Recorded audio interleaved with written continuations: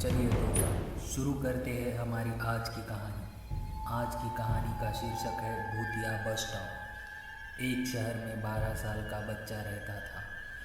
वो बस से प्रतिदिन ट्यूशन पढ़ने जाता था। एक दिन वो बस स्टैंड पर अपनी बस का इंतज़ार कर रहा था। उस दिन उसे लौटने में अंधेरा हो गया था। बस स्टॉप पर कोई सवारी नहीं थी। वो वही बेंच पर बैठकर बस का इंतज़ार कर रहा था। तभी उसे किसी औरत के रोने की आवाज़ सुनाई दी। उसने इधर उधर देखा तो वहाँ पर किनारे पर एक औरत बैठकर रो रही थी। वो लड़का उसके पास गया और उसे अपनी पानी की बोतल देते हुए बोला, आप कौन हैं? पानी पी लीजिए। उस औरत ने अपना चेहरा ऊपर उठाया और उस लड़के को गुस्से से देखा। उस औरत का चेहरा बहुत डरावना था। वो औरत विशाल से बोली, तुमने मेरे पति को देखा?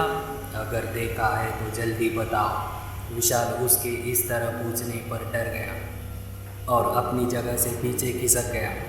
वो औरत उठकर उसके पास आने लगी तो लड़के ने देखा उस औरत के पैर उल्टे थे और वो ज़मीन से ऊपर चल रही थी।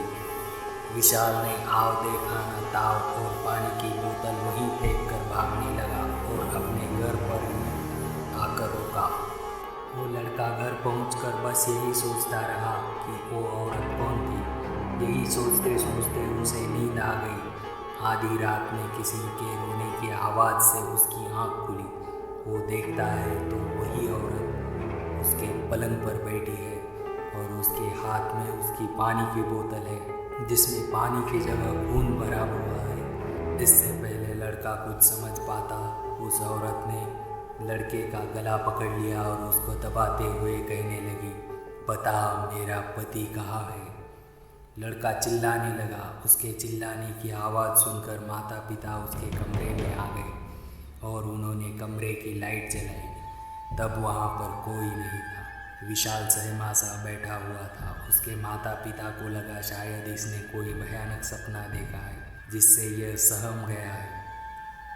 उसकी बातों पर उन्होंने यकीन नहीं किया। उसके बाद विशाल ने ट्यूशन जाना भी बंद कर दिया और कुछ दिनों तक वो बहुत डरा भी रहा। विशाल उसके बाद कभी उस बस स्टैंड पर नहीं गया। उसके बाद पता चला वो औरत कभी कभी किसी और को भी दिखाई देती थी।